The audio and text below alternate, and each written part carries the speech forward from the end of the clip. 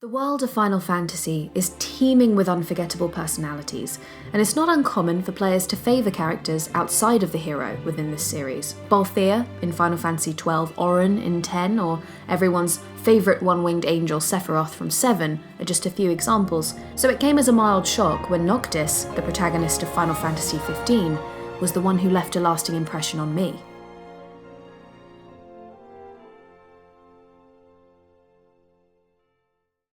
The Crown Prince, and heir to the throne of Lucis, a magical city within the realm of Eos, travels with 3 childhood companions tasked with safely escorting him to an arranged marriage in Altissia, which will hopefully bring peace to 2 warring nations. But Noctis is chosen, and he alone is responsible for the fate of the world. From the 2006 trailer, I expected a Squall type, serious, stoic, brooding.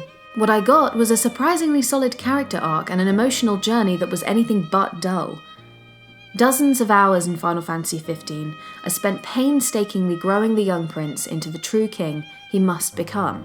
We get to know about his little idiosyncrasies through tiny textural details that Noctis is a picky eater, for example, or that he discovers a passion for fishing which connects him to his late father.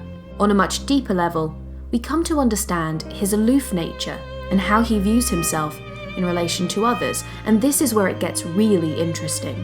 From the moment we are introduced, he appears dispassionate and cool, yet he clearly has the capacity for deep empathy.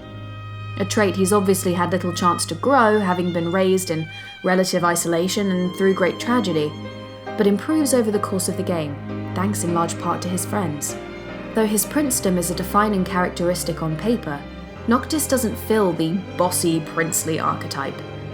We learn that he doesn't really recognise his own importance, and expends much of his emotional energy thinking about normality and freedom. A king is sworn to protect his people. And yet he chose to protect only one prince. Perhaps even more crucially, Noctis's indifference and resentment is symptomatic of a much larger issue: power. Or in this case, powerlessness. Before the events of the game, you get the distinct impression that Noctis has been sheltered from the inner workings of the royal court and its politics for most of his young life. Yet much of the game sees layers upon layers of responsibility heaped onto his back, and he's simply expected to carry it all in stride when he has no idea of what any of it really means. The truth is, Noctis is an ultimately tragic figure, a victim of fate, just one element of many that are completely out of his control. He has few choices, and he knows it, feels it. Completely unaware, he's led to certain death by 2 of the most significant people in his life: his father, King Regis, and his childhood friend come future bride, Luna Freya. Only the true king, anointed by the crystal, can purge our star of its scourge. You really think I can do that? As Oracle, I will see to it. To aid the king is the Oracle's calling. Then I guess I can do it. I won't let you down. Unbeknownst to him, being chosen means that Noctis must give the ultimate sacrifice to save his kingdom. A noble and arguably necessary goal.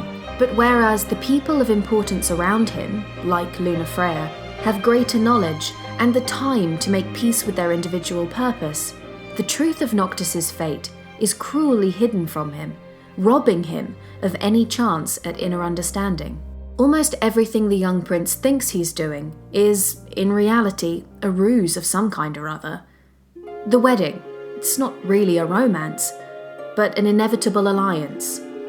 The weapons of his ancestral legacy are the instruments of his mortal undoing. The gods he's expected to command are autonomous and utterly disinterested. His closest friends will lose their lives in service to the greater good, precisely because of their loyalty. And his coming-of-age road trip to Altissia is just the first step of many on his journey to an early grave. It's all artifice. Balance, happiness, marriage. Noctis isn't destined for these things. He just doesn't know it.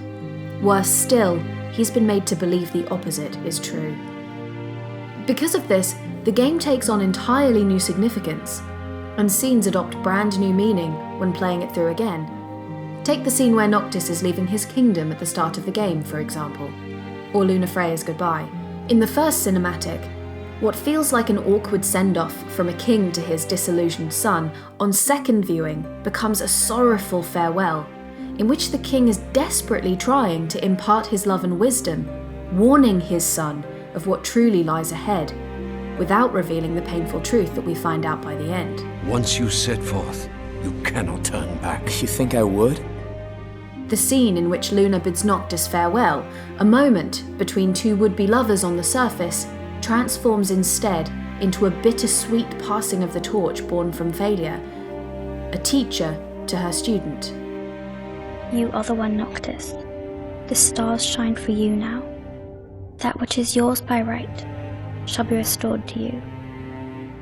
People may have lied to Noctis by omission, taken his power and ability to self-actualize away from him, but he still manages to come full circle and find himself at a place of maturity and acceptance.